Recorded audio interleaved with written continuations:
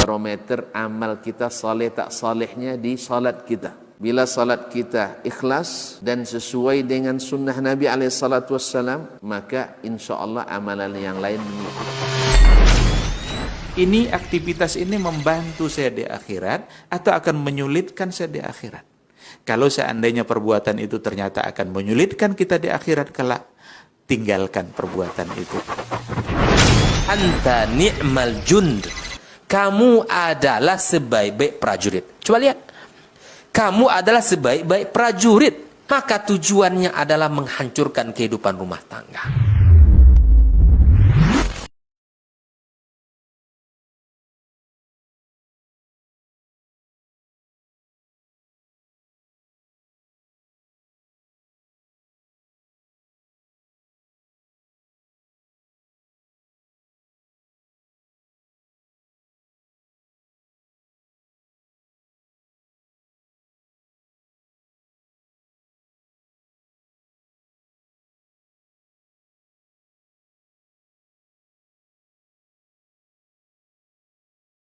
Bapak dan Ibu muslimin dan muslimat yang dirahmati Allah, melanjutkan belajar kita dengan Imam Al-Bukhari rahimahullah melalui kitabnya Al-Jami' As-Sahih Al-Musnad. Alhamdulillah lambat tapi tetap jalan. Kita sudah sampai pada kitab yang kelima, Kitabu Al-Ghusl, kitab tentang hukum-hukum mandi. Sudah kita masuk pada yang pertama, babul wudu'i qablal ghusli. Bab tentang wudu sebelum mandi. Sudah disebutkan atau sudah kita pelajari pada pertemuan sebelum ini tentang disunnahkannya mandi berwudu sebelum mandi wajib, sebelum mandi janabah. Dan sudah kita sebutkan pula bahwa hukum wudhu tersebut adalah sifatnya sunnah. Sifatnya adalah sunnah. Artinya bila seseorang mandi junub tanpa berwudhu sebelumnya, maka mandinya sah. Tapi khilafu as-sunnah, tentu saja berkurang pahalanya. Dan wudhu yang dimaksud adalah wudhu syar'i, bukan wudhu secara bahasa. Yaitu wudhu karena disebutkan pada hadis sebelumnya, wudhu ahul lis-shalah atau kama yatawaddau lis-shalah. Dia wudhu seperwudhunya salat. Karena wudhu dalam bahasa membasuh disebut juga wudhu. Tapi ketika dia menjadi sebuah istilah syar'i, maka ini maksud adalah membasuh dengan cara tertentu, yaitu wudu yang merupakan syarat sahnya salat. Kemudian wudu ini ada di awal, bukan di akhir. Ada di awal dan di akhir. Para ulama menyebutkan kenapa diawalkan, padahal dia menghilangkan hadas kecil. Padahal hadas besar harus dihilangkan dulu. Para ulama menyebutkan antara hikmahnya adalah untuk memuliakan anggota wudu, mengistimewakan anggota wudu dari anggota tubuh yang lain. Wallahu a'lam apa hikmahnya, tetapi itu yang disebutkan oleh sebagian ulama kita, karena anggota wudu itu punya keutamaan, bahkan menjadi tanda umat Nabi Muhammad pada hari kiamat. Jadi kalau orang wudu tidak ada tanda itu, berarti dia jangan-jangan tidak masuk umat Nabi Muhammad SAW. Maka orang yang meninggalkan salat tentu tidak berwudu dia. Kalau tidak berwudu, tidak ada tanda itu. Kalau tidak ada tanda itu, nanti kehilangan pimpinan di hari kiamat. Kalau tidak ada pimpinan yang menyelamat, yang diikuti yang selamat, tentu na'udzubillah, tsumma na'udzubillah, kita masuk neraka sakar. Neraka sakar bagi orang-orang yang nanti mengaku lam nakul minal musallin. Dulu kami tidak termasuk orang yang mendirikan salat. Nah, jadi untuk memuliakan anggota itu, anggota wudu, maka dimulai sebelum mandi dengan berwudu. Kemudian ada permasalahan lain lagi nanti masalah, yaitu membasuh kaki apakah diselesaikan atau dibasuh di akhir sekali. Wallahu alam. Wallahu alam, berdasarkan umumnya dalil, pada umumnya diselesaikan di akhir. Kemudian sebagian ulama menyebutkan kalau seandainya seperti Imam Malik, tempat itu tempat yang kotor seperti lumpur, bertanah, kan dulu kan tidak ada keramik ya, tempat mandi orang ya. Sekarang aja yang ada keramik juga kadang-kadang gatal kaki kita setelah masuk dari situ sebagian. Nah, sekarang alhamdulillah, kalau seandainya begitu keadaannya, maka membasuh kaki diakhirkan. Kalau tidak, hukum asalnya adalah wudu itu disempurnakan di awal sebelum mandi. Nah, ini yang diantara akan dibahas dalam masalah dalam hadis yang kedua ini. Qala rahimahullah, hadatsana Muhammad ibn Yusuf telah menceritakan kepada kami hadis ini. Muhammad ibn Yusuf, Muhammad ibn Yusuf karena meriwayatkan dari Sufyan. Bila Muhammad ibn Yusuf tidak disebutkan nisbah dan nasabnya, dan dia meriwayatkan dari Sufyan, juga tidak disebutkan siapa yang dimaksud dengan Sufyan, tidak disebutkan nama orang tuanya, Sufyan saja. Melalui istiqra'nya Imam Ibn Hajar rahimahullah mengatakan bahwa Muhammad bin Yusuf yang dimaksudkan adalah Muhammad ibn Yusuf al-Firyabi, karena ada beberapa nama atau beberapa guru Imam Al-Bukhari bernama Muhammad bin Yusuf. Di antara Muhammad ibn Yusuf al-Bikandi ada Muhammad ibn Yusuf al-Firyabi. Nah, ini yang dimaksud adalah Muhammad ibn Yusuf al-Firyabi, karena riwayatnya dari Sufyan, tidak disebutkan nama orang tuanya. Dan Sufyan yang maksud adalah Sufyan ibn Sa'id ibn Masruq al-Thawri. Sufyan al-Thawri. Anil A'mash, dari Al-A'mash, yaitu Sulaiman ibn Mahran al-Kahili Abu Muhammad al-Kufi al-A'mash. An Salim ibnu Abil Ja'ad, dari Salim ibn Abil Ja'ad al-Madani. An Quraib, dari Quraib. Quraib itu Maula Ibn Abbas. Maula Ibn Abbas, seorang disebut Maula adalah mantan hamba sahaya yang dimerdekakan. Mantan hamba sahaya yang dimerdekakan. Kalau yang memerdekakannya Ibnu Abbas, maka disebut dengan Maula Ibnu Abbas. Kalau yang memerdekakannya Ibnu Umar, disebut dia Maula Ibnu Umar. Atau misalnya Atha adalah Maula Maimunah, istri Nabi alaihi salatu wassalam. Nah, An Ibnu Abbas, dan Quraib ini terkenal dengan hadis Ru'yatul Hilal. Kenal dengan hadis Ru'yatul Hilal yang menjadi dasar bagi para ulama bahwa masing-masing daerah memiliki tempat terbit bulan. Maknanya orang Syam dengan orang Hijaz bisa berbeda hari rayanya, berbeda mulai puasanya. Oleh sebab itu sejak dulu orang sudah biasa berbeda raya dan puasanya karena berbeda tempat matla'nya. Oleh sebab itu umat Islam sah saja mereka berbeda puasa dan rayanya kalau tidak serumah atau kampung atau sekota. Nah, sekarang dah banyak buya. Tidak pernah terjadi dalam sejarah umat Islam di sepanjang zaman dan dimanapun kecuali hanya di Indonesia.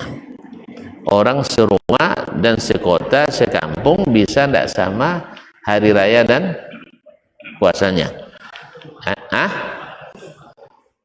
Apa? Iya, bahkan serumah. Berarti ada masalah besar kita. Ada masalah besar. Karena kita sudah berpaling dari suruhan Nabi alaihi salatu wassalam. Karena kita lebih percaya dengan kemampuan kita daripada apa yang disunahkan oleh Nabi alaihi salatu wassalam, yaitu ru'yatul hilal atau itmamus syahr, melihat hilal atau menyempurnakan bulan Sya'ban 30 hari, atau kalau hari raya menyebutkan Ramadan 30 hari. Kalau dikatakan dulu jarang ada tukang ahli hisab, sekarang juga jarang tak ada ahli hisab. Di anda hadir ke siapa ahli hisab? Tidak tahu ni. Sosok si uin suska do dosen dia. Nalai ahli hisab dah salam bodoh lah, matilah seorang. Ya, bapa tu ya. Bahkan sampai saya pula dia dosen yang ahli hisab, pakar hisab bodoh dah lu nabetnya. Alah meninggal seorang rahimahullah taala. Tinggal seorang lah. Dan dulu pun belajar hisab tadi ada ahli lah. Tapi kalau ahli hisab, itu banyak. Pada zaman Nabi, sekarang banyak ahli hisab begini lah. Tapi kalau di sini, kalau di kampar orang terkena ahli hisab. Kalau pria punya selera banyak. Nah, tapi kalau ahli hisab jarang. Jadi sama dengan keadaan zaman Nabi alaihi salatu wassalam. Ala kulli hal, mudah-mudahan yang terjadi jangan berlanjut-lanjut, dan biarkan kita kembali kepada sunnah Nabi alaihi salatu wassalam. Karena memang yang membuat orang selalu meninggalkan sunnah itu karena merasa sudah punya kemampuan ilmu yang sebenarnya tidak dianjurkan oleh Nabi alaihi salatu wassalam. Bukan tidak berguna, tetapi bukan di sini tempatnya. Bukan di sini tempatnya. Bahkan sebagian ulama menukil ijma' seperti Abu Bakar Al-Jassar dalam Al-Kamul Quran, Imam Al-Qurtubi dalam At-Tafsir, Ibnu Abdul Bar dalam Al-Istizkar dan At-Tamhid, dan lain-lainnya menukil ijma' bahwa untuk menentukan bulan itu hanya dengan dua cara, yaitu dengan ru'yatul hilal atau dengan menyempurnakan bulan. Selain itu tidak masuk cara yang syar'i. Wallahu ta'ala alam. Baik, nah Quraib ini terkenal dengan itu karena dia meriwayatkan hadis tentang ahli Syam berbeda dengan ahlul Hijaz memulai puasanya. Nah, seandainya seseorang dari tempat, misalnya di Indonesia puasanya 29 hari, pergi dia ke Arab Saudi puasanya 30 hari, dia hari rayanya di sana, maka dia ikut rayanya orang sana, bukan ikut rayanya orang sini. Atau sebaliknya, ya di Siko 30 hari, pengen ke Saudi, ayo sitan 29, berarti buntungnya saya. Nah, buntung saya. Nah, jadi harayanya seperti orang di tempat dia berada. Di tempat dia berada. Ada Ibnu Abbas, dari Ibnu Abbas radhiyallahu taala anhuma, Abdullah ibn Abbas. Jadi kalau para perawi Ibnu Fulan pada umumnya namanya adalah Abdullah. Ibnu Abbas, Abdullah bin Abbas. Ibnu Mas'ud, Abdullah bin Mas'ud. Ibnu Umar, Abdullah bin Umar. Ibnu Ma'ali, ini beda. Ini beda. Kau muslimin karena tidak perawi ini, ada sanadnya. Nanti saya bilang tidak ada sanad, ada sanadnya. Tapi mbaknya panjangnya, mbak panjang-panjang bocornya. Tidak jekan bertambah sahih hadis dia, jadi bertambah dhaif hadis dia. Nauzubillah. Nah, An Maimunah, dari Maimunah bintul Haris Al-Hilaliyah, dan ini adalah bibi kandungnya Ibnu Abbas. Jadi di sini dia meriwayatkan dari saudari maknya sendiri, yaitu Safiyah bintul Haris Al-Hilaliyah. Ini Maimunah, Safiyah menikah dengan Abbas, sedangkan Maimunah menikah dengan Sayyidina Muhammad sallallahu alaihi wasallam, zaujin Nabi sallallahu alaihi wasallam, istri Nabi sallallahu alaihi wasallam.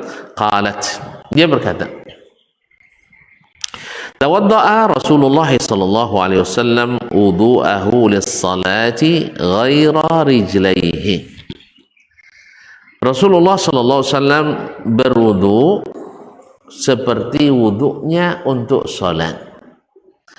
Illa atau ghaira rijlaihi, selain membasuh kedua kakinya. Di hadis sebelumnya tidak disebutkan selain membasuh kaki. Hadis sebelumnya adalah sampai selesai kama yatawaddau lis-salati, wuduk seperti wuduk salat. Wuduk salat berarti kan membasuh kaki, dan tidak disebutkan pula beliau setelahnya membasuh lagi kakinya. Ini hadis yang sebelumnya. Di hadis ini disebutkan Nabi berwudu ghaira rijlaihi, kecuali kedua kakinya tidak dibasuh. Wa ghassala farjahu wa ma asabahu min al-adha. Beliau sebelum berwudu, tentu dipahami sebelum berwudu. Tadi disebutkan wudu secara global, yaitu Nabi berwudu. Bagaimana wuduknya Nabi? Sebelum dia berwudu itu membasuh farjnya, atau orang kita nyebutnya farjinya, yaitu kemaluannya. Wa ma asabahu minal adha, dan tempat-tempat yang terkena oleh adha. Adha pada umumnya adalah najis. Yas'alunaka 'anil mahidhi qul huwa adha. Mereka bertanya kepadamu tentang haid, katakan itu adalah adha, yaitu bersifat najis. Nah, kemudian adha dalam hadis itu biasanya adalah satu yang najis, sehingga dengan ini para ulama menyebutkan bahwasanya mani itu adalah najis berdasarkan hadis ini. Najis. Tetapi hadis-hadis yang lain sebagian yang sudah disebutkan sebelum ini, di mana hadis Aisyah, hadis Ummu Salamah dan sebagainya, Nabi Shallallahu Alaihi Wasallam terlihat bekas mani di kain sarungnya. Beliau tidak melakukan kecuali dengan mengoreknya dengan kuku. Kalau seandainya najis tentu dibasuh, berarti tidak najis. Maksudnya ini adalah minal adza, sesuatu yang mengganggu, karena adza di maknanya adalah sesuatu yang mengganggu, seperti imatatul adza anit tariq, menghilangkan gangguan di jalan, sehingga para ulama menawalkan makna ini dengan makna sesuatu kotoran yang ada pada farjnya tadi. Thumma afadha alaihi al-ma'a, setelah dia membersihkan itu kemudian berwudu seperti wudu salat. Kan tidak mungkin dia berwudu dulu baru mencuci farjnya, tidak mungkin. Kenapa tidak mungkin? Kenapa tidak mungkin? Pertama, semua riwayat tentang wudhu Nabi menyebutkan beliau membasuh dulu kemaluannya. Yang kedua, kalau dia wudhu habis itu baru membasuh kemaluan, batal lagi wudhunya. Padahal beliau setelah mandi tidak berwudhu lagi. Itu dengan catatan tidak membatalkan wudhu ketika mandi. Nah, kalau seandainya dia wudhu habis itu membasuh kemaluannya, batal lagi wudhunya. Ini tahsilul hasil. Pada diriwayatkan Nabi SAW selepas mandi tidak lagi berwudhu. Maka dalam hadis ini ada taqdim wa ta'khir. Artinya ada yang didahulukan, ada yang dikemudiankan sebutannya.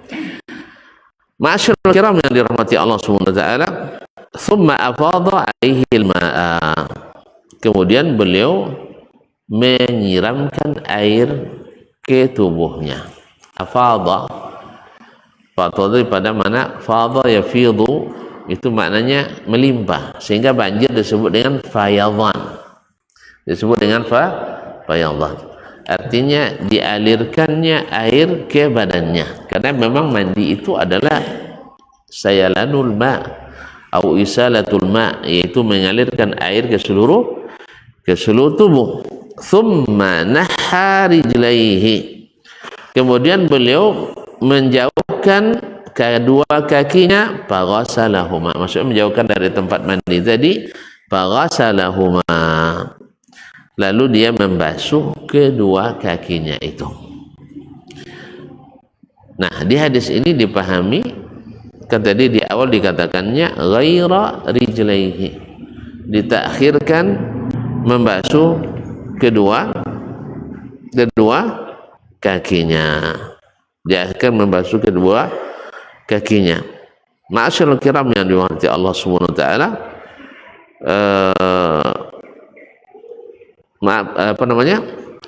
setelah mandi baru beliau membasuh kedua kakinya.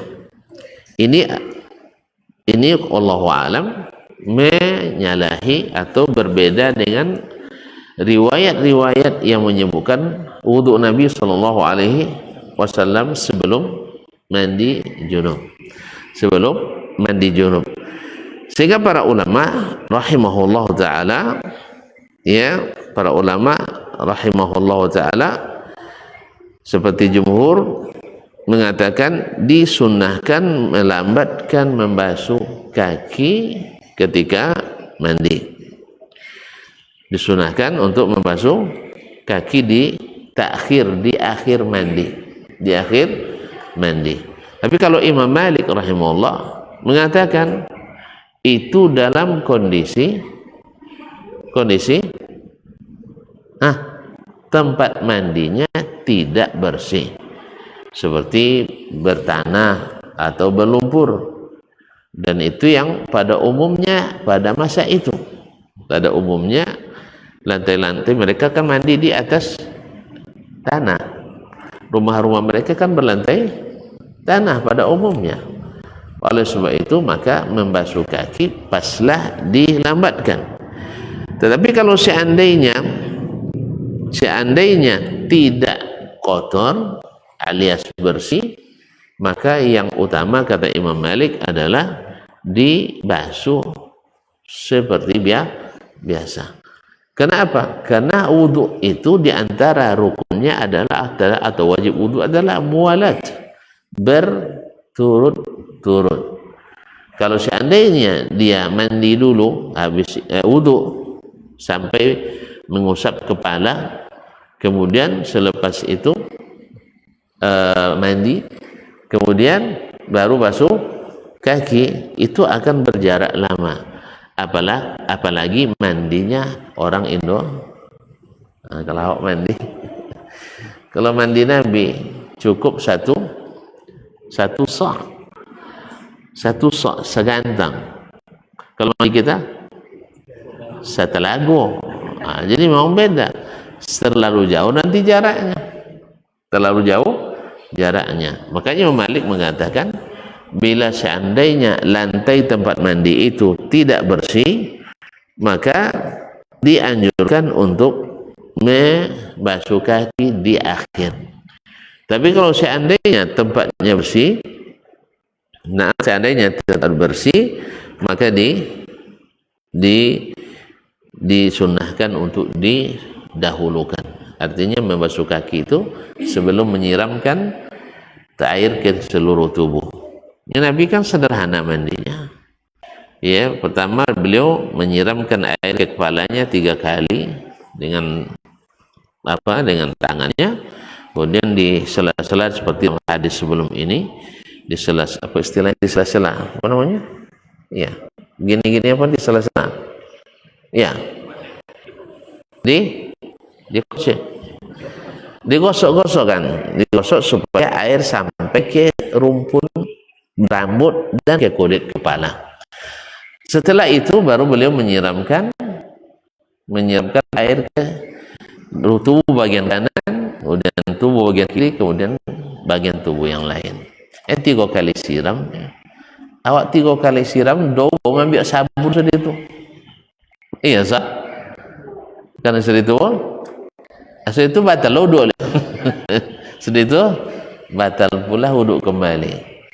Jadi kalau seandainya kalau mandi Nabi kan tidak jadi itu. Nah, mandinya lebih cepat. Makanya membasuh kakinya di akhir. Kalau kita bisa 10 menit, jauh sekali batasnya. Yang kedua, tempat mandi kita alhamdulillah rata-rata sudah berlantai minimal semen. Minimal berlantai semen, atau yang kebanyakannya hari ini adalah pakai keramik. Alhamdulillah, tinggal lagi membersihkannya selalu. Ma'asyiral kiram dirahmati Allah SWT. Jadi Nabi alaihissalam membasuh kakinya dalam hadis ini atau setelah selesai mandi. Adapun di kalangan Asy-Syafi'iyah, seperti kata Imam Nawawi rahimahullah, bahwasanya yang paling utama adalah paling masyhur. Ini ada khilaf dalam mazhab juga, terjadi khilaf. Pertama sama dengan jumhur. Ada yang mensyaratkan seperti kata Imam Al-Malik tadi, kalau bersih dibasuh sampai selesai, kalau seandainya kotor maka diakhirkan. Nah, kata Imam Nawawi rahimahullah, yang paling asah, yang paling masyhur dan merupakan pendapat yang terpilih dalam mazhab Asy-Syafi'i, bahwa wudhu dilakukan sampai sempurna. Artinya basuh kaki tidak dilambatkan. Wallahu alam. Dan ini didukung oleh banyak riwayat. Didukung oleh banyaknya riwayat dalam masalah ini. Seperti dari Aisyah dan dari Maimunah radhiyallahu taala anha, bahwasanya Nabi alaihi salatu wasallam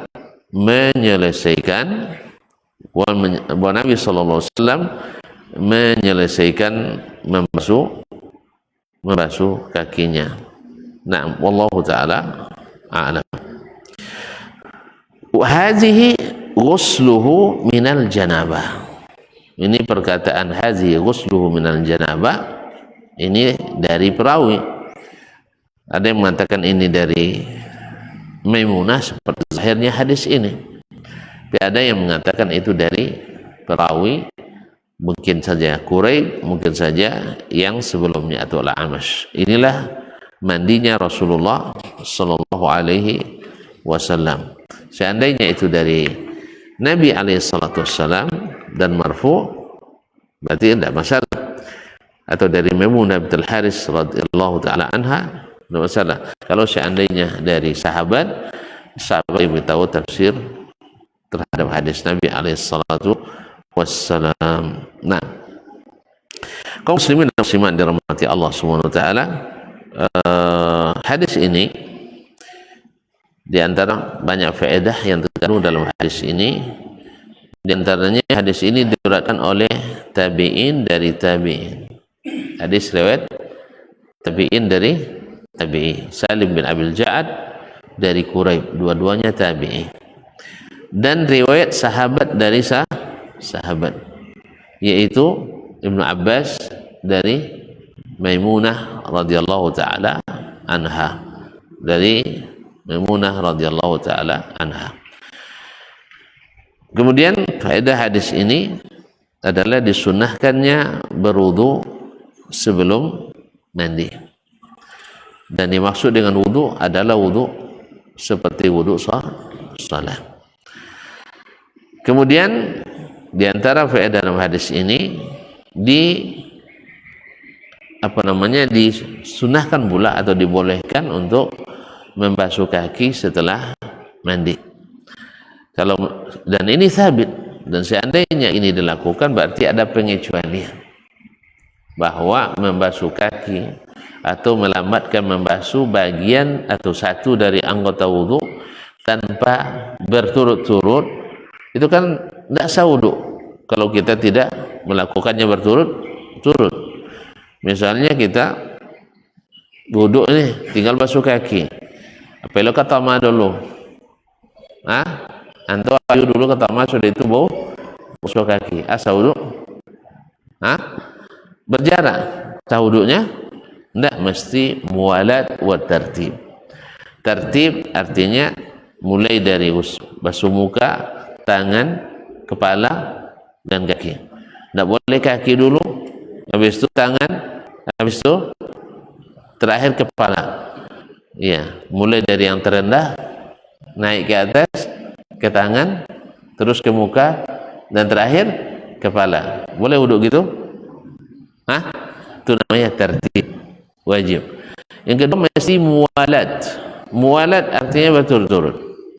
Tidak sebagian dibasuh, habis itu istirahat dulu, habis itu baru wuduk, apa disambung lagi. Itu namanya muwalat. Dan ini adalah membuat kalau muwalat ditinggalkan bisa menyebabkan wuduk kita tidak sah. Tetapi dalam mandi kalau ini dilakukan maka ini pengecualian. Ini pengecualian. Dan kalau ini pengecualian maknanya adalah untuk memudahkan. Kenapa memudahkan? Atau kemudian juga untuk menghemat air. Sebab kalau dia basuh, nanti basuh lagi terjadi pengulangan terhadap sesuatu yang sah tidak dianjurkan. Pengulangan terhadap sesuatu yang sudah sah bahkan membatalkan. Makanya tonton misalnya orang sudah baca Al-Fatihah dan dia sudah sah, diulangnya lagi membatalkan. Tidak boleh. Makanya para ulama misalnya menyebutkan ketika seorang imam di sholat jahar, misalnya lupa dia membaca jahar, misalnya dari rakaat kedua lalu dia baca Al-Fatihah sir, lalu makmum mengingatkan, makmum mengingatkan dengan mengucapkan Alhamdulillahi Rabbil Alamin, baru ingat dia. Padahal dia sudah sampai pada Ar-Rahmanir Rahim dan selesai dia baca. Apakah diulang dari awal? Nah, ini fikih imam nih. Diulang dari awal? Enggak. Ini dinaskan oleh Imam Syafi'i rahimahullah dan juga Imam Ahmad bahwasanya dia membaca jahar sambungan dari ayat yang sudah dia baca. Kalau dia sudah sampai disirkannya tadi Bismillahirrahmanirrahim Alhamdulillahirabbil alamin, baru diingatkan oleh makmum tinggal Ar-Rahman Rahim, maka dia menjaharkan dari Ar-Rahmanirrahim. Jangan mulai lagi Bismillahirrahmanirrahim. Enggak boleh lagi. Jahar bismillah aja. Misalnya jahar bismillah kan. Enggak, dia harus lanjutkan karena mengulang yang sudah sah, artinya mengulang yang sudah sah. Enggak salat jahar disirkan? Sah. Karena menjaharkan itu sunnah, tidak wajib. Tetapi kalau seandainya dijaharkan tentu lebih baik karena kita punya makmum. Karena akan ada hukum yang terpengaruh kepada yang terimplikasi padanya. Misalnya dalam ketika imam baca baca Fatihah jahar, kan ada masalah apakah apakah makmum baca Fatihah juga. Terjadi dua pendapat. Sebagian jumhur mengatakan tetap baca Al-Fatihah. Tapi kata Imam Malik, Imam Ahmad tidak wajib lagi baca Al-Fatihah di salat jahar. Jelas ya? Nah, kalau dia kalau dia tidak jaharkan, dia sirkan, otomatis mewajibkan makmum membaca Al-Fatihah, padahal menurut sebagian tidak wajib baca Al-Fatihah. Ma'asyiral kiram. Jadi mengulang yang sudah sah itu namanya tahsilul hasil dan bisa jatuhnya kepada minimal makruh. Oleh sebab itu makanya para ulama dalam hal ini bila tempatnya tidak bersih maka dibolehkan mengakhirkannya. Tapi kalau tidak ada penghalang maka tidak dilambatkan. Jadi ada yang mengatakan seperti tadi Imam Malik rahimahullah dan juga dari Imam Asy-Syafi'i rahimahullah, Imam Syafi'i secara mutlak menurut yang sahih kata Imam An-Nawawi rahimahullah mesti dibasuh seperti apa namanya, diselesaikan wuduknya sampai membasuh kedua kaki. Ini yang paling masyhur. Kalau Imam Malik mengatakan kalau bersih tempatnya dibasuh sampai selesai. Kalau tidak bersih maka dibasuh setelah mandi selesai. Ya. Di mana mereka ambil makna itu? Bersih atau tidak bersih? Di mana? Kebiasaan orang Arab. Kebiasaan orang Arab. Karena rata-rata tempat pemandian mereka di masa itu di tempat-tempat yang bertanah. Tempat yang bertanah. Tanah itu dua macam. Ada tanah yang keras, ada tanah yang lembut atau tanah yang bersifatnya lumpur. Kalau seandainya kita mandi di tempat yang tanahnya tidak keras, maka akan menjadi lumpur, dan lumpur sifatnya ikut mengikuti segala sesuatu yang bersentuhan dengannya. Dalam hal ini adalah kaki kita yang tadi. Makanya dari situ Imam Malik mengatakan bahwasanya kalau bersih tempatnya dibasuh, kalau tidak dilambatkan. Kenapa?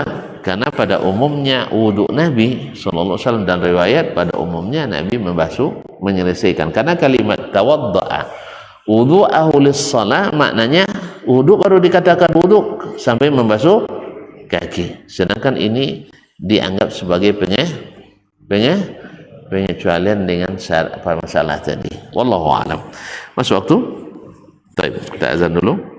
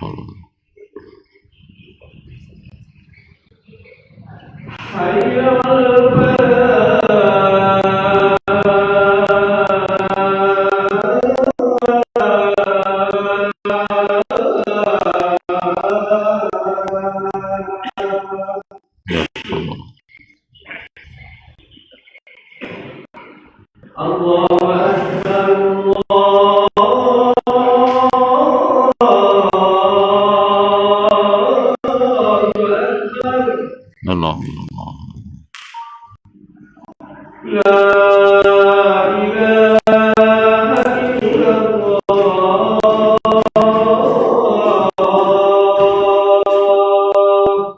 Wa nashhadu Allahumma rabbana as-salatu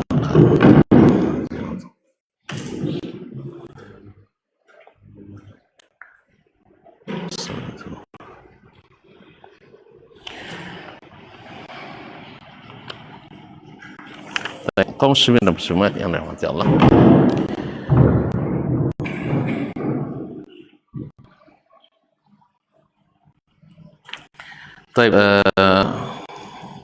Kemudian hadis yang selanjutnya atau yang lain, babu ghuslir rajuli ma'amra'ati, bab tentang seseorang mandi bersama bersama istrinya. Ini asyik nih. Bab seseorang mandi bersama istrinya. Ghuslir rajuli ma'amra'atihi. Qala rahimahullah, artinya apa hukumnya? Jadi apa hikmahnya? Apakah dianjurkan atau tidak? Kalau ulama cenderung mengatakan dianjurkan karena itu sunnah Nabi alaihi salatu wassalam. Qala hadatsana Adam ibn Abi Iyas, telah menceritakan kepada kami Adam bin Abi Iyas al-Asqalani. Qala, dia berkata, hadatsana Ibnu Abi Zaibin, telah menceritakan kepada kami Ibnu Abi Zaibin, yaitu Muhammad bin Abdurrahman ibn Abi Zaib, an Zuhri, dari Az-Zuhri, masyhur Imam Abu Bakar Muhammad bin Muslim bin Ubaidillah bin Abdullah bin Al-Haris ibn Hisham ibn Shihab Az-Zuhri, orang yang pertama mengumpulkan hadis secara besar-besaran atas perintah Amirul Mukminin Umar bin Abdul Aziz. An Urwah, dari Urwah ibn Zubair ibn Al-Awwam Al-Asadi, salah satu dari 7 fuqaha Madinah di masa tabi'in. An Aisyah radhiyallahu anha, dari Aisyah radhiyallahu anha, qalat, dia berkata, kuntu aghtasilu ana wa nabiyyu sallallahu alaihi wasallam min ina'in wahid min qadahin yuqalu lahu al-farq. Nabi atau saya, kata Maimunah, Aisyah radhiyallahu taala anha, mandi bersama Nabi sallallahu alaihi wasallam dari satu ina, dari satu bejana, min qadahin yuqalu al-farq, yaitu satu bejana yang disebut dengan minal qadah, yaitu sejenis bejana. Dalam bahasa Arab ada qadah, yaitu seperti apa? Nasi apa namanya? Baskom. Baik. Tempat qadah itu biasanya untuk menyimpan makanan. Kemudian yuqalu lahu al-farq, disebut juga dengan al-farq, Nah, di dalam hadis lain disebutkan mandinya minal janabah, mandinya dari janabah, yaitu mandi junub.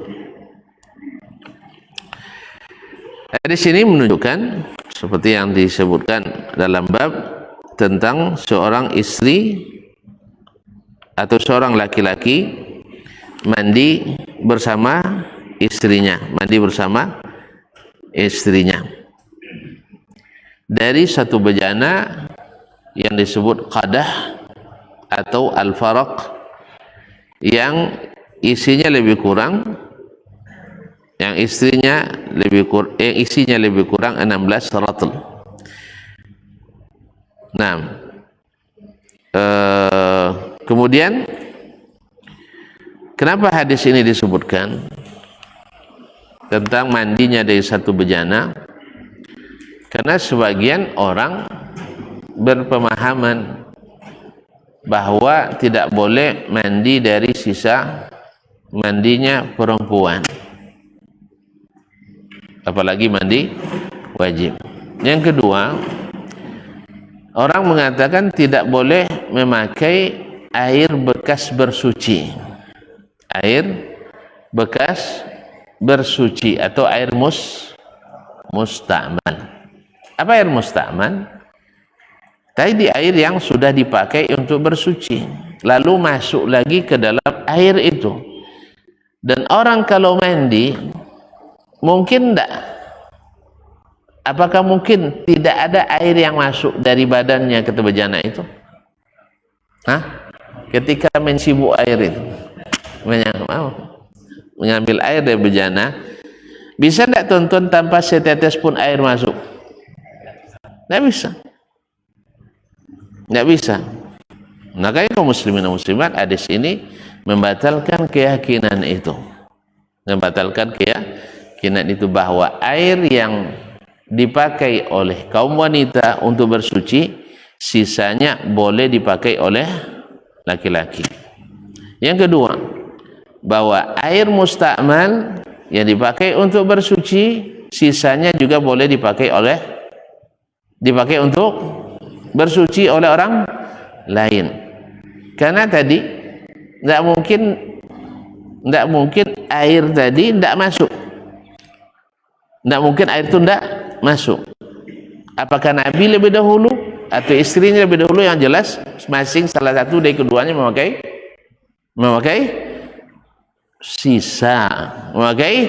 sisa, tentu sisanya lobyo. Nah, kok bini dahulu menyanggung, menciwok, apa namanya? Mencibuk, ngambil air itu, berarti Nabi yang memakai sisanya.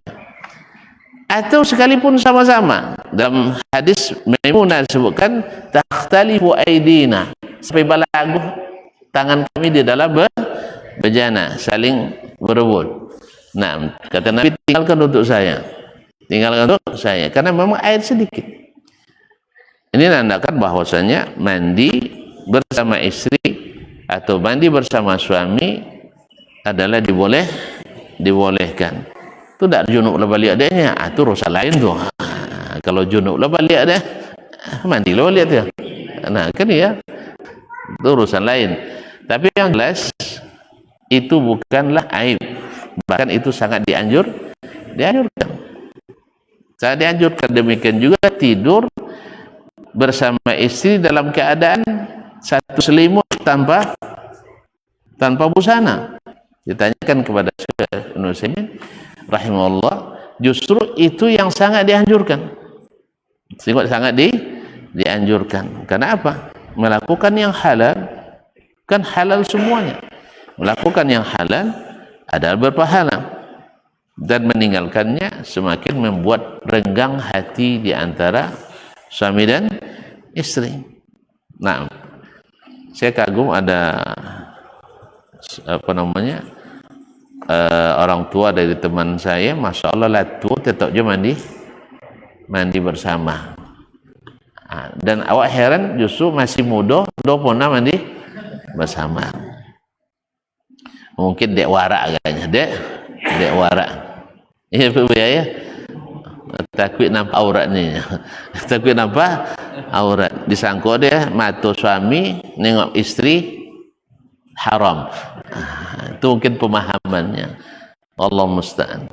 Tapi masya Allah ada latutu sampai mati tetap mandi bersama. Kan sancak mandi dosi kusuk punggung kan? Iya. Suami menggosok punggung istri, istri menggosok punggung. Karena kan tidak sampai tangan kita. Tidak sampai lah. Nah, cuman ketika tidak mandi sama tapak suci penggosok punggung yang panjang do babetun kan. Nah, dia apa itu? Tidak pernah dapat kusuk punggung. Allah musta'an. Yes ya. Lala mau dah buat. Kau tengok contoh senyum lah. Lala mau tak buat contoh. Alhamdulillah. Tapi maksud ini dalam bab cinta. ya akan semakin melekatkan hati. Tidur bersama satu selimut. Nah, kalau lolok seorang di dapur, seorang di pulau-pulau depan rumah. Itulah contoh yang tidak baik. Nanti nampak di anak awak dibuat sore itu. Nah, itu tanda pendidikan yang tak diajarkan tapi tertanamkan. Jelas ya?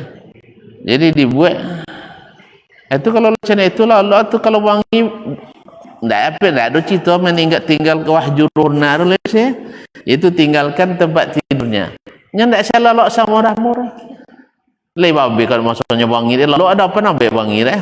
Elok dah ketujuh dan nya. Ketujuh dan nya. Keperalu sewa macet lainnya. Nah, macet lain. Apa sebab? Karena sudah terbiasa tidak tidur bersama. Wallahu musta'an. Ala kulli hal.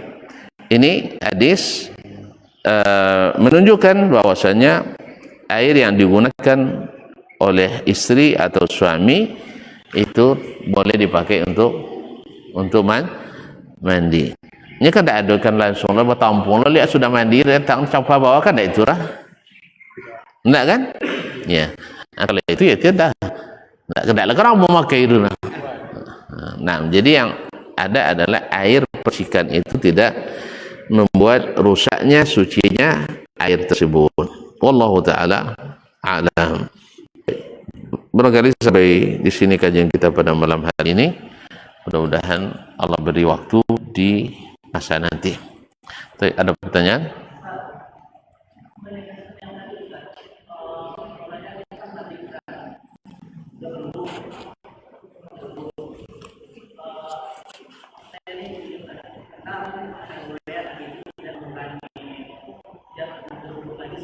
Ya, ya.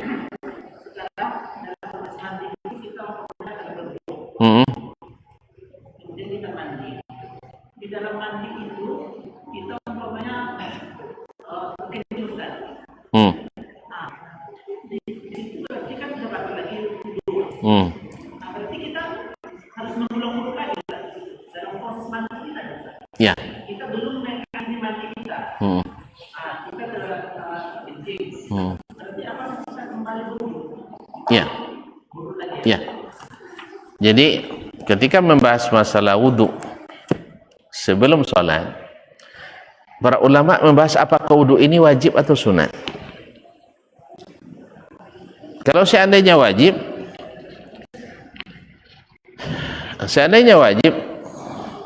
misalnya seandainya wajib, berarti wajibnya hanya bagi yang berhadas kecil. Nah, sedangkan ini hadas besar adalah yang wajibnya adalah mandi. Nah, seandainya orang mandi itu tapi tidak berwudu, apakah mandi sudah mewakili atau belum? Mandi, antum lepas mandi sudah mewakili wudu atau belum? Misalnya antum mandi pergi sholat Idul Fitri, kan mandi syar'i kan? Sah? Sudah cukup atau belum?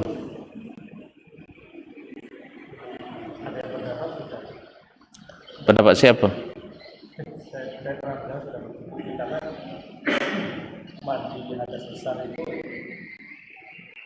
Hadas besar aja hilang, apalagi kecil. Tayyib. Enggak benar. Kenapa Nabi tidak wudhu lagi? Karena dia sebelum mandi sudah berwudhu. Oleh sebab itu, kenapa tidak berwudhu lagi? Bukan karena mandi. Karena mandi hanya menghilangkan hadas besar. Sedang hadas kecil tidak hilang dengan mandi, hilangnya dengan wudhu.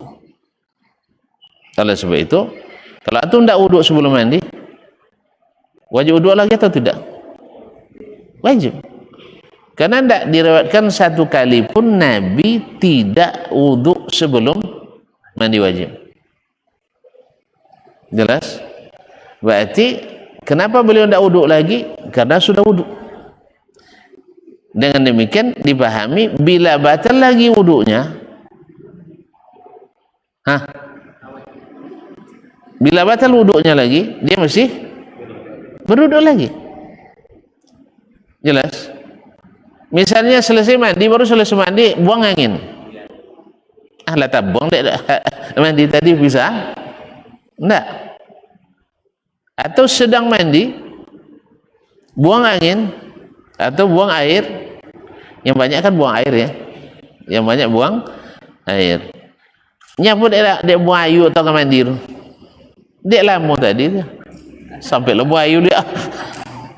Lama tu pada disiram dia ayu sajuk tu. Bangkit lo buang ayu. Kenek balik. Makanya mandi itu tidak, pada asalnya tidak lama. Kan tadi dia bilang wuduk, dia datang kan dibersihkannya tangan dulu supaya nanti ketika ngambil air tidak mengotori.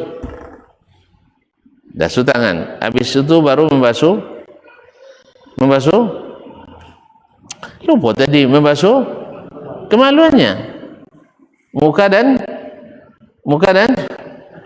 belakang. Kalau belakang ada kotoran yang keluar, kalau tidak cukup yang di muka saja. Jelas? Habis itu berwuduk, dia wuduk salat. Habis itu siram kepala 3 kali. Dah basah rambut dan basah kulit kepala, baru disiram bagian kanan, bagian kiri dan seluruh tubuh. Selesai. Kalau tadi basuh kakinya lambatkan, maka dibasuh, diakhiri dengan membasuh kaki tadi. Intinya wuduk juga. Oleh sebab itu tidak dikatakan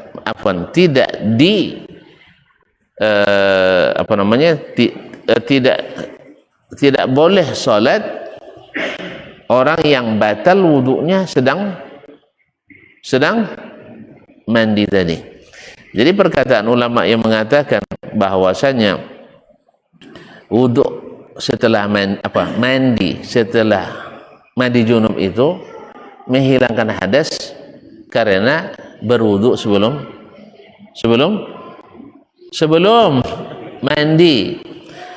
Karena tu tahu bahwa hadas mandi hilang, hadas besar hilang dengan mandi, hadas kecil dengan wuduk. Kalau andum hadas kecil dibawa mandi, hilang tak hadasnya?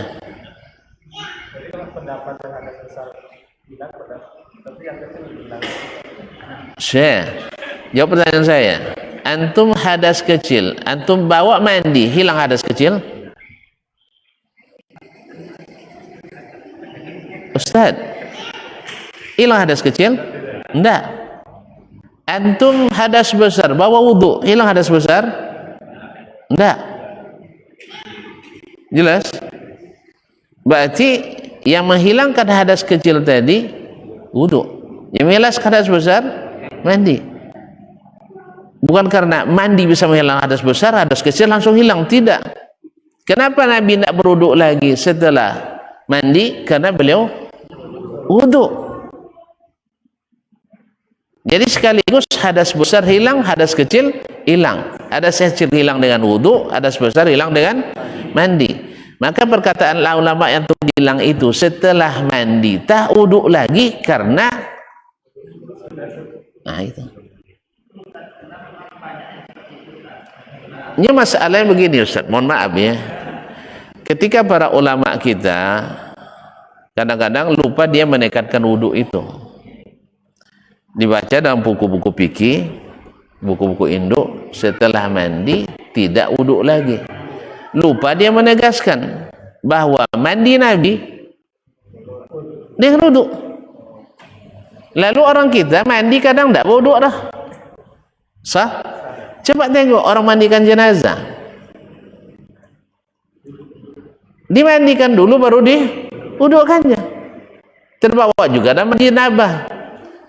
Mandi dulu baru berwuduk. Nya kan lolok dari wuduk dah, hilang antuk adanya. Jadi akhirnya ketika dia membahas, ketika para ulama menaskan dalam kitab fikihnya bahwa setelah mandi janabah tidak lagi berwudu, lupa dia menegaskan bahwasanya Nabi tidak berwudu lagi karena berwudu tadi. Makanya mandi tak menghilangkan hadas kecil, sebagaimana wudu tak menghilangkan hadas besar. Ya kalau junub nanti jangan bawa wudu, dan kalau nanti buang angin jangan bawa mandi. Walaupun itu berniat sengaja aku menghilangkan hadas kecil. Antum niat menghilangkan hadas kecil tapi bawa mandi, hilang ya? Hilang. Jawablah. Walaupun niatnya menghilangkan hadas kecil, tidak hilang. Nah, kenapa para ulama mengatakan tidak berwudu lagi? Karena Nabi berwudu sebelum mandi. Sama dengan sebelum dan sesudah atau sebelum sholat Idul Fitri dan Idul Adha. Ada nggak sholat sunat? Hah? Ada. Kalau antum sholat di masjid. Iya. Kalau antum sholat di masjid. Nah, kalau antum sholat di masjid, ada sholat sunat sebelum sholat Id. Namanya tahiyatul masjid. Habis itu antum nak sholat lagi, misalnya bagi yang pendapat boleh duha setelah Idul Fitri dan Idul Adha, itu sholat duha. Itu yang menjadi qiyas bagi sebagian, boleh sholat sunat sebelum sholat Id. Padahal sebenarnya itu bukan sholat sunat Id, sholat tahiyatul masjid. Syekh Nabi sallallahu alaihi wasallam tidak pernah, atau apa namanya, sholat Jumat tidak pernah sholat sunat sebelum Jumat. Tapi sahabat sholat apa namanya? Tahiyatul masjid. Lalu oleh sebagian dianggap itu sebagai sholat qabliyah Jumat. Keliru. Nabi kenapa dia tidak sholat? Karena dia datang pas waktu masuk. Sebagaimana Nabi juga jarang, bahkan sebagian mengatakan Nabi tidak pernah sholat tahiyatul masjid. Ini salah. Nabi tidak pernah tahiyatul masjid, ini keliru. Berarti barangkali ada yang tidak sampai kepadanya. Berarti Nabi pergi ke masjid Bani Zuraik, Nabi ke masjid Al-Ijabah, Nabi masuk dan sholat sebelum duduk. Cuman umumnya Nabi tidak sholat tahiyatul masjid. Kenapa? Dia sholat sunat qabliyahnya di rumah. Misalnya subuh, sholat sunatnya di mana? Di rumahnya. Habis itu masuk masjid, orang langsung qamat. Seperti tahiyatul masjid? Enggak. Karena Nabi kan tidak bilang tahiyatul masjid. Yang Nabi katakan, bila masuk masjid jangan duduk sebelum salat. Tuan-tuan aja bikin nama tahiyatul masjid. Mohon maaf para ulama kita, Nabi tidak menyebutnya sebagai tahiyatul masjid. Sama dengan salat sunat di miqat, Nabi tak menyebut salat ihram. Jelas? Nabi menyebutnya, Nabi menyuruh salat di miqat itu, bukan salat sunat ihram. Sebagian ulama menyebutnya sunat ihram. Jelas? Jadi kalau antum junub jangan ganti dengan wudu, tapi bisa diganti dengan tayamum. Sah? Antum kalau hadas kecil jangan mandi dengan niat menghilangkan hadas kecil, tapi niatnya adalah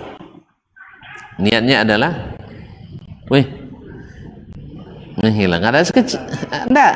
Enggak bisa. Harus, kalau apa namanya, antum hadas kecil mesti berwudu, tidak cukup dengan mandi. Makanya ketika membahas wudu sebelum apa tadi? Sebelum mandi, apakah wajib atau sunat? Ada yang mengatakan wajib bagi yang hadas kecil. Bagi yang hadas kecil. Kira-kira orang junub hadas kecil apa tidak?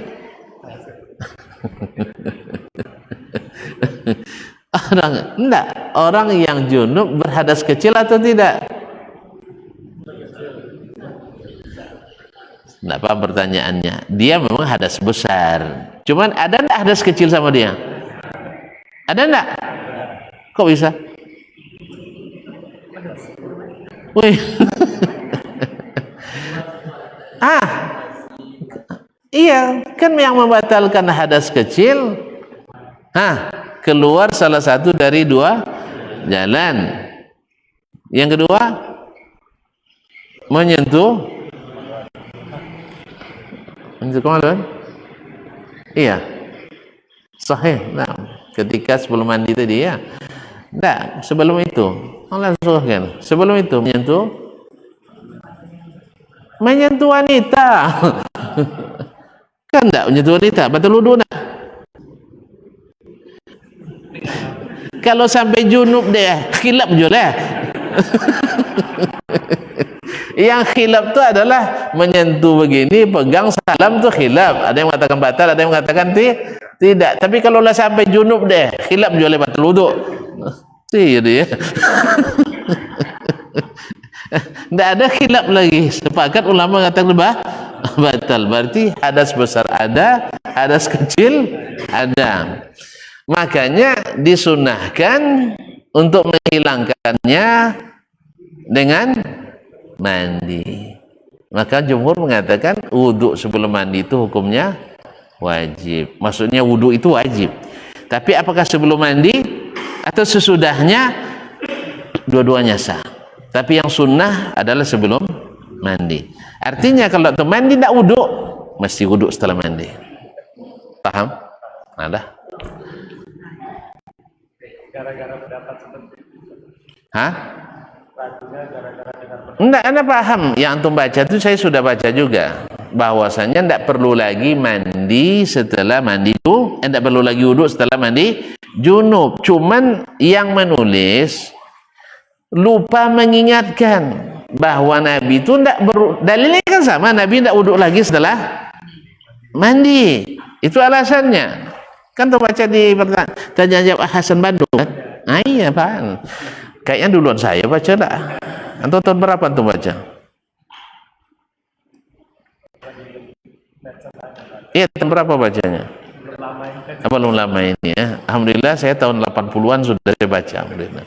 Jadi beliau tidak salah.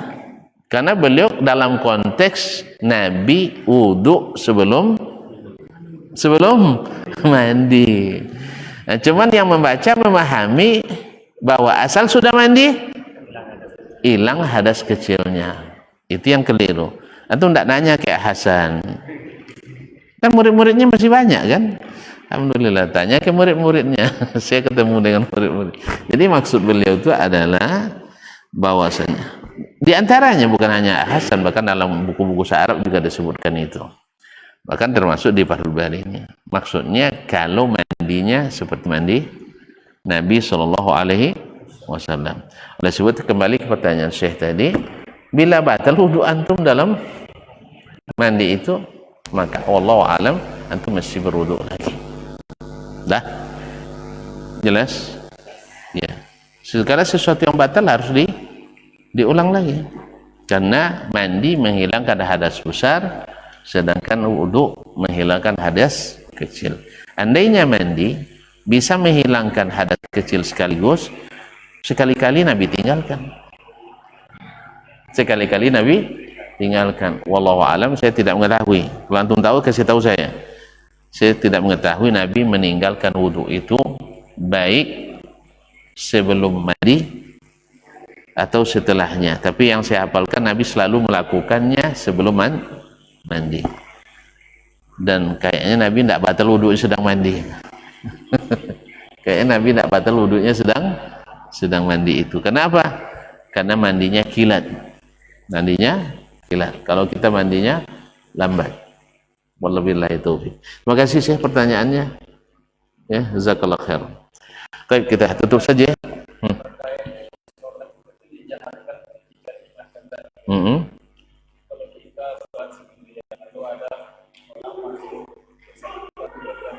Hmm. Iya, jaharkan langsung setelah Fatihah. Ayatnya jahar, jangan diulang lagi Al-Fatihahnya. Hah? Kalau bingung berarti dia belum berilmu.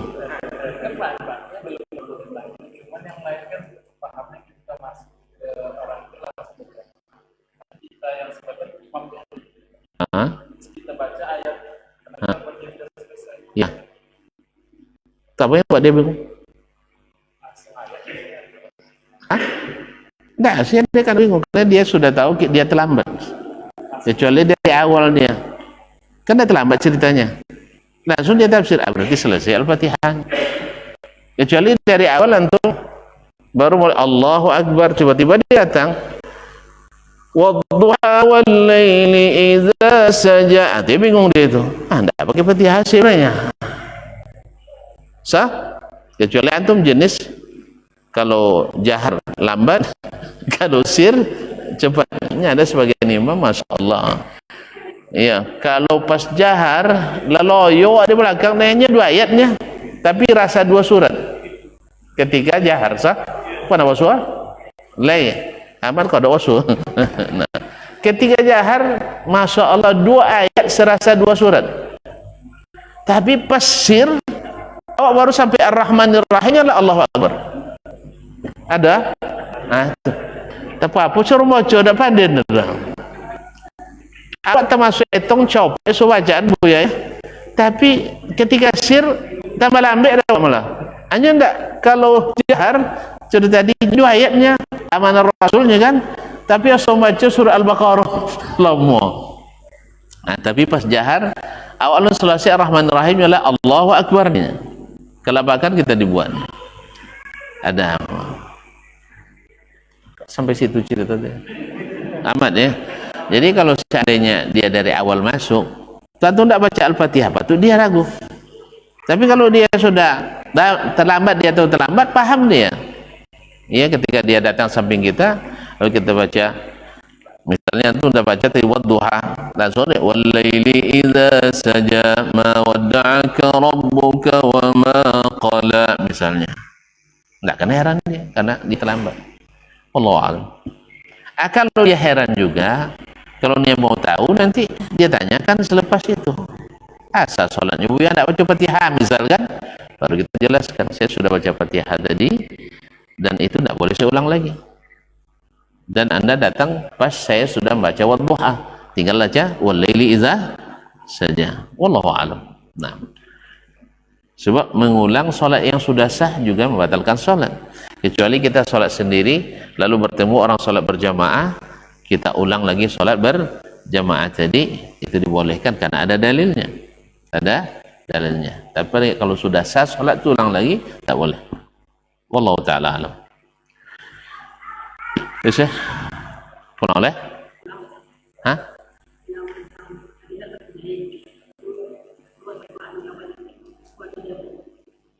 Ulang lihat. Nah,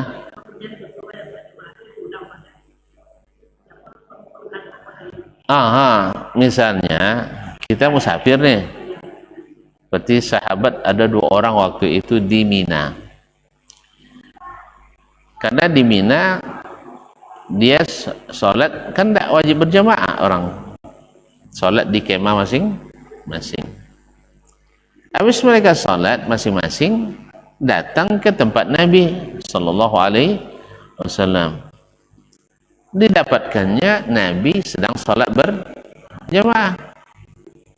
Lalu keduanya kan sudah sholat, yang dia pahami kalau sudah sholat tidak boleh sholat lagi. Itu asalnya sudah sholat tidak boleh sholat lagi. Lalu setelah Nabi selesai sholat, kenapa kalian tidak sholat dengan kami? Jawabnya, ya Rasulullah, kami sudah sholat di masing-masing di kemah. Shalaina fi rihalina. Lalu kata Nabi alaihi salatu, "Idza shalaitum fi rihalikum tsumma adraktumul jamaah fasallu atau fasalliya." Kalau kalian sudah sholat di tempat kalian masing-masing tidak berjamaah, lalu ketemu solat berjamaah, ikut lagi salat. Lalu Nabi sebutkan, Nabi sebutkan nanti yang tadi solat itu dihitung solat sunat, dihitung solat sunat. Berarti ini pengecualian. Jelas? Kenapa? Untuk mengejar derajat yang 27 itu. Kalau solat sendiri 1 derajat 20, kalau solat berjamaah 27, maka dibolehkan. Kemudian ada dasarnya lain lagi. Muaz ibn Jabal radhiyallahu taala anhu, dia jadi makmum di Masjid Nabawi, imamnya Nabi sallallahu alaihi wasallam. Habis itu dia pulang ke Kuba. Nanti lu selesai kau dah lu. Jadi sih kau jawabannya. Ini jadi pikir jawaban membantah dah lu. Jangan selesai dulu. Jadi pulang dia ke Kuba. Beliau jadi imam. Salat Isya lagi. Salat Isya. Kenapa dibolehkan? Karena beliau imamnya di situ. Beliau imamnya di situ. Maka boleh di sini juga diambil imam niatnya salat sunat, sedangkan makmum salat wajib. Imam sunat, dia salat wajib. Nah, jadi bagi Muaz salat yang kedua itu sunat karena mengimami orang di Masjid Quba. Jangan lain salah. Dek tak solat pada angin tadi solat sama Nabi. Tambah situ kan tu langit mesin dilapis dia solat jam panjang. Tak tuan panjangnya. Al-Baqarah, Ali Imran. Ndak mau kasih panjang surat An-Naba dah. Kalau kan Nabi An-Naba ndak panjang, bukan itu. Al-Baqarah, Ali Imran baca dia. Sampai ada sahabat yang mufaraqah, memisahkan diri. Jadi banyak pula sunnah dapat dewak di situ. Gara-gara itu, ini diadun dek yang laki-laki tadi ke Nabi alaihissalatu wassalam. Akhirnya dapat pelajaran kalau solat bersama orang diringankan. Karena sebab urutnya hadis itu karena panjang, maka meringankan maksudnya dipendekkan. Tapi jelo juga jauh pula. Ia sampai-sampai ndaklah sampai imam makmum iktidal dah. Nya sebagian imam adalah Masya Allah, sami Allahu liman hamidah, Allahu akbarnya. Ada. Tidak sempat pula kita iktidal, dia sudah jadi bahasa isyo makmum ya. Jadi imam makmum bodoh tagak, imam sudah merunduk. Itu termasuk memberatkan, khususnya yang sakit-sakit pinggang. Nah, jadi meringankan kalau yang sholat berat, yang panjang diringankan dengan memendekkan bacaan. Kalau cepat imamnya, kan ada makmum lah tua-tua bisa capek, tidak bisa dah. Maka juga perlu dipertimbangkan oleh imam, dipertimbangkan. Makanya gerakannya harus juga bisa mengakomodir semua yang sholat di belakang kita. Yang dia sholat belakang kita ada tua-tua kadang kan. Nah, jadi geraknya lambat. Anda mendengar ada di Jakarta jadi imam lah Pak Rum. Jadi imam, kemudian takbir pakai mazhab Syafi'i. Apa ya takbir pakai mazhab Syafi'inya? Tak apa ya? Tentulah dia jadi imam tapi tak tahu hukum imam. Nah, kaum muslimin, kalau mazhab Syafi'i bila mulai takbir dari awal bergerak. Misalnya sujud, dari merunduk dari mulai. Nah, dari mulai nak merunduk sudah takbir. Allahu Akbar. Kan panjang tuh. Jadi sebagian jemaah, bahkan sebagian besar kan tak je paham hukum kita. Assalamualaikum Allah naik dulu imam tadi. Imam tadi dah tua, dah 70 lebih umur.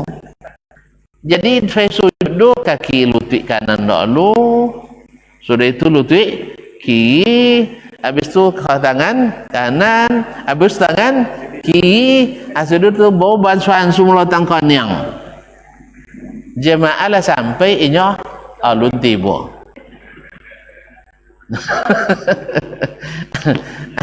Jemaah lah sujud inya masih memikir lutut sakit bo.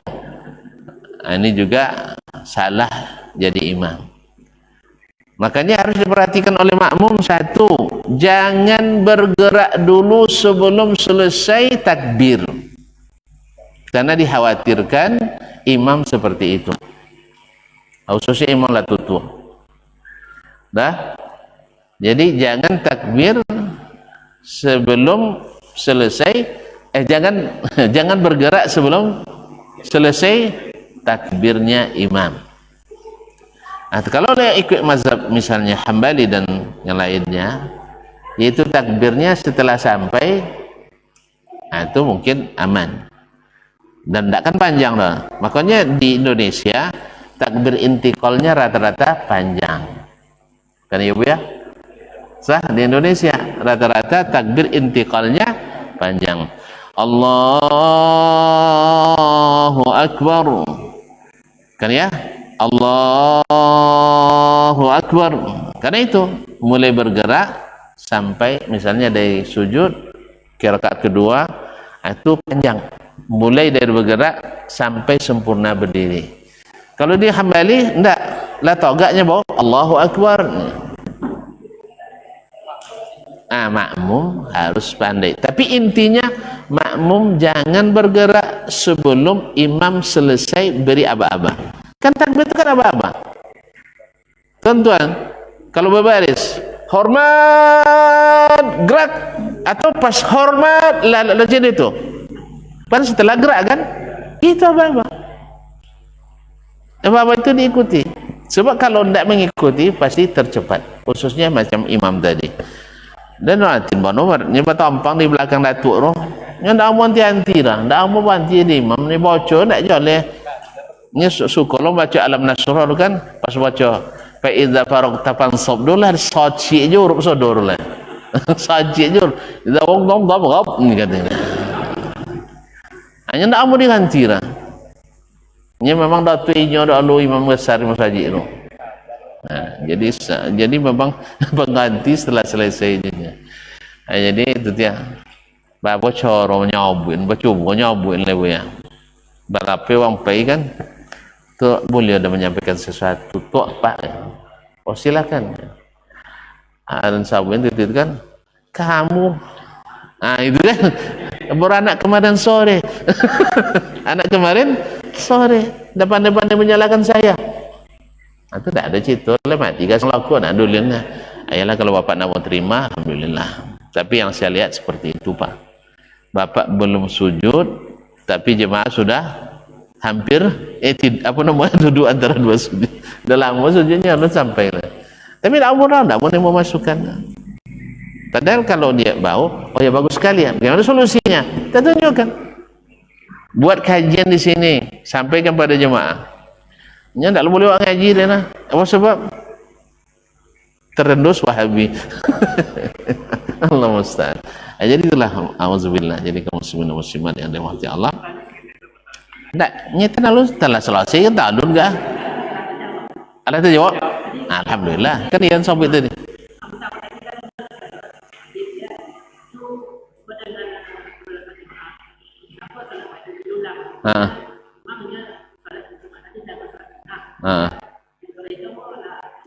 Alhamdulillah. Berarti lah terjawab. Alhamdulillah. Mungkin sabar dulu kan. Ini kadang di jawaban abul lah tersimpel. Lo pertanyaan kedua gitu. Nah, dah.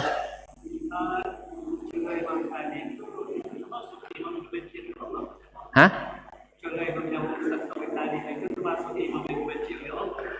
Iyalah. Termasuk. Karena apa? Dia menyebabkan orang batal solatnya. Menyebabkan jemaah solat tidak suka. Itu apa? Tidak bisa digeser. dinasti. Masalahnya di dinasti. Jemaah salahnya tadi karena tidak diberikan ilmu. Sebab yang berilmu tak boleh ngaji. Yang ada di situ adalah zikir ini dan zikir itu, selawat ini, selawat itu, tahlil ini, tahlil itu, selawat itu. Pokoknya itu yang lebih banyak. Kalau ngaji tidak banyak. Jadi ilmu tidak berkembang. Tapi kalau jenis-jenis zikir ada sodoh, selawat nariyah, selawat kamilah, selawat munfarijah, ada semuanya. Nah, silakan Bu ya. Itu jadi payan weh.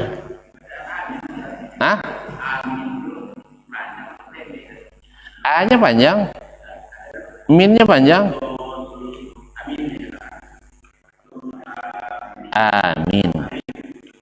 Amin.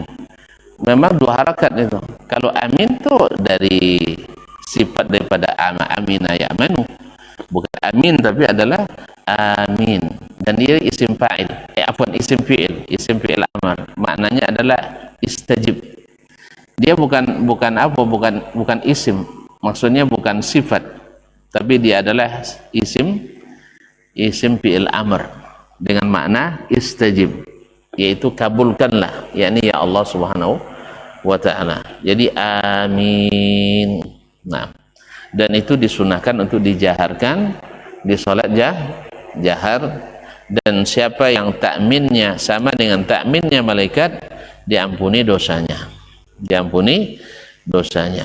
Oleh sebab itu takmin yang sama dengan takminnya malaikat yang sangat diharapkan seperti para ulama menyebutkan adalah sama dengan imam kita mengapakannya, membacanya. Jadi makanya tidak boleh alun sampai imam mangok dia langsung amin. Nah, kira-kira beliau sudah mengaminkan waktu itulah waladdallin. Hanya itu boleh aminnya kan? Tidak.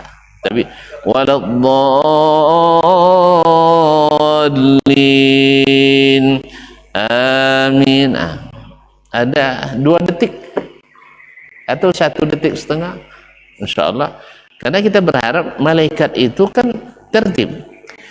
Maksud tertib, dia tidak akan mengatakan kecuali setelah imam. Sebab mengikut imam itu kan 3 macam. Masih ingat atau masih lupa? Mengikut imam 3 macam. 1, sama dengannya bergerak. Yang kedua, setelahnya langsung. Yang ketiga, lalu enggak ada imamnya, lalu dia masih sujud juga. Mana yang bagus? Yaitu langsung setelah imam. Karena kata iza raka'a farka'u wa iza sajada fasjudu wa iza qama iza rafa'a farfa'u. Jadi kalimat fa litta'qib, langsung. Tapi tidak boleh mendahului. Sedangkan menyamai tidak. Menyamai tidak boleh. Karena imam mesti didahulukan. Kemudian terlalu lambat dari imam juga tidak sunnah. Kan sebagian imam dah boleh baca Al-Fatihah, nya sujud je bu, potong orang tengok Jakarta. Yang orang pendidikan contoh kan. Orang ngerati agamus kena contoh. Nah, tapi nak kena lama sujud dah. Bahkan anda perhatikan karena disamping kan nyusah lawak salat jadi dia tergera buat kesalahan tu. Iya, kok termasuk itu tidak tasuk lagi, contoh-contoh khusyuk lagi. Tahu. Jadi imam sudah sujud lagi, dia belum sujud duduk antara 2 sujud. Karena sujudnya lama sekali. Lu sangkau ngantuk ada dekat kan. 2 dibuat je buat berarti itulah amalannya. Itulah amalannya. Berarti dia lupa membedakan solat sendiri dengan solat berjamaah. Atau jenjen itu juga abu jamaahnya. Rumah kodok enggak jamaah. Itu kan sebagian orang apa enggak solat jamaah cuh. Copek tu nak lu solatnya. Awak nak apa enggak lama kenanya. Dia lupa bahawa solat itu mesti mengikut imam. Dan solat bersama imam lebih afdal daripada solat sendiri. Walaupun antum sujud sejam solat fardu, tidak mengalahkan solat 1/4 jam dengan buyang. Nah ya, jelas ya. Salat sunat antum atau salat sendiri baca Al-Baqarah di rakaat pertama, Ali Imran rakaat kedua, tapi salat sendiri tak akan mengalahkan salat berjamaah walaupun dengan qul huwallah wa qul a'udzu birabbin nas. Karena salat berjamaah itu lebih afdal daripada salat sendiri. Maka ketika salat berjamaah ikuti, bukan atau berpisah dari imam. Wallahu taala alam. Baik, kita cukup lah ya. Sampai di sini, wabillahi taufiq wal hidayah. Wih, dah nak pulang.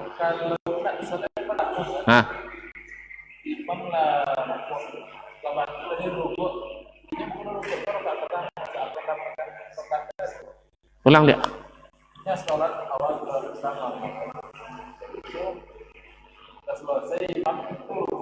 Lah selesai imamnya punya salat.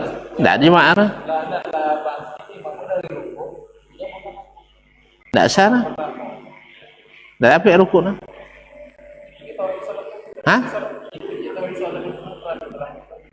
Nya Fatihah bacanya. Disebut gambarnya. Ini salat dijawab sama imamnya dari awal. Dari awal sama imam. Kemudian pas rukuk tadi imam rukuk kan. Apa dalam rukuk?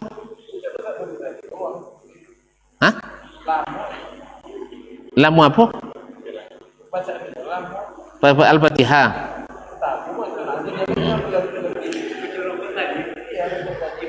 Ini kau jawab apa yang jawab jadi? Ada istilah namanya tadarukul arkan. Kalau masih satu rakaat, kalau dari awal dia sudah memulai, maka kalau fatathur rakaat bersama imam sekali, itu termasuk. Kalau tidak ada saja, misalnya tadinya harus Al-Fatihah, sangko imam dia kan lamu ruku, ternyata selesai Fatihah imam tiba-tiba bangkitnya imam contoh tadi dia mafhumnya imam itu meringankan ayatnya sependek-pendek lo buat. Dan itu maksud meringankan itu. Maksud meringankan itu adalah menyesuaikan dengan kondisi jemaah. Kalau jemaahnya mahasiswa habis Quran, sajus tidak panjang baginya orang. Tapi kalau orang di bandara, inna atau inna panjang sudah. Jelas. Jadi kalau saya di bandara aja, dah baca ke amayat sa'alun. Ya, ada kawan kami sama ustaz bertanya, ustaz je imamnya, ustaz awaknya ya. Betulnya salah seorang doktor. Ini pagi bertugas kan? Sudah subuh kuliah lah dulu online. Sudah itu pergi kerja. Sampai tahu agak bertugas. Saya. Itu dia pas salat isya ada tahu. Lulus orang dah pun kan. Maju yang lain. Apa nya? Wih panjang taknya. Yang panjangnya. Kan artinya apa? Kondisi kita. Nyawa lain tak ada, nama kita aja, kami aja yang sekitar 7 orang. Memang tak nak nawang deh. Ini panjang je. Mufarak enggak ini. Ini apa tamunya lah damam juga, lah selemo je. Sudah itulah togak dari pagi sampai maghrib. Sudah itu. Lalu siang jalan tak nawur kan? Itu nak dipanjang-panjang kawan? Tak, itu namanya kondisional. Tapi ketika dalam kondisi normal, namanya wijen panjang-panjang tu ya, kondisi normal, alhamdulillah sunnah misalnya kalau subuh kelas-kelas asab dibaca, tahrim dan sebagainya panjang sebab ada kondisi fresh. Jelas ya? Nah tadi inyo menyangka imam akan lama rukuk sedikit, ternyata tidak. Akhirnya dia terpaksa rukuk, dan kalau tertinggal satu rukun itu masih dimaafkan kalau memang dari awalnya ikut, dari takbirnya ikut. Nah artinya dari Al-Fatihah masih bisa nyada, pokoknya dari awal maksudnya, bukan ketika imam rukuk punya tiba. Itu dimaafkan.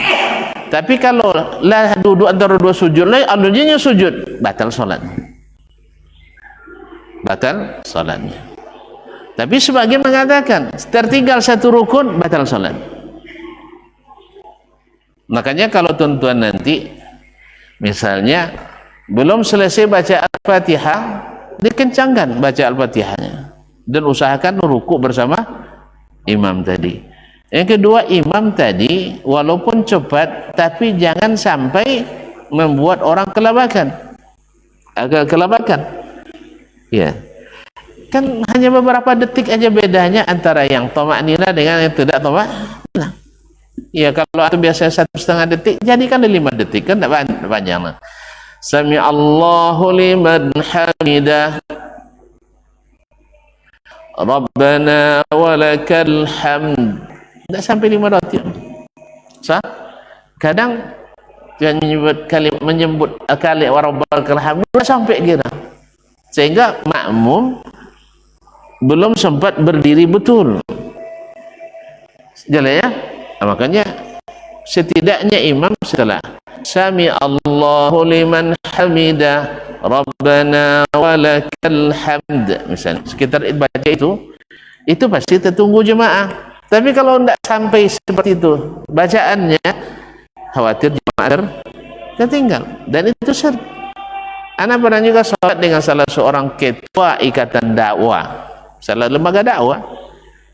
Beberapa kali sholat cuma itu, awak di belakangnya, ambonya sampai tidak sampai tidak sampainya. Sekolah hampir sampai comel sekali sekio. Faham ya? Awak bodoh katanya lah boleh turun. Atau terbaca dua ingat lah. Ustaz bisa tambah sekali lombong kena itidal. Iya. Dan aja dah bujang bawa itu. Asal badannya. Asal bujang ayo mau sampai pelimo, bukan kan bujang budak. Jadi pelimo tak bujang nyaman. Itu tengah-tengah mata je burung. Nah, jadi Pak Sabun kayaknya. Alhamdulillah solid ibadah. Ini mungkin beliau sudah terbiasa dari dulu, tidak ada yang ingatkan. Tidak ada yang ingatkan. Ini entah ustaz ketua lah lagi. Siapa namanya? Sah? Ya, orang berilmu. Cuman di pelaksanaan kadang dia merasa sudah pas tapi ternyata belum. Nah, di sinilah perlu kita watawasau bil haqqi watawasau bis sabr. Dan yang mudah payah ikut. Apalagi yang tua, Jadi awak yang harus menyelamatkan itu. Wallahu taala alam. Terima kasih dan mohon maaf, wabillahi taufiq wal hidayah. Wallahu taala alam, wa sallallahu ala nabiyyina Muhammad sallam. Wassalamualaikum warahmatullahi wabarakatuh. Barometer amal kita saleh tak salehnya di salat kita. Bila salat kita ikhlas dan sesuai dengan sunnah Nabi SAW, maka insya Allah amalan yang lain mengikuti. Ini aktivitas ini membantu saya di akhirat atau akan menyulitkan saya di akhirat. Kalau seandainya perbuatan itu ternyata akan menyulitkan kita di akhirat kelak, tinggalkan perbuatan itu. Anta ni'mal jund. Kamu adalah sebaik-baik prajurit. Coba lihat. Kamu adalah sebaik-baik prajurit. Maka tujuannya adalah menghancurkan kehidupan rumah tangga.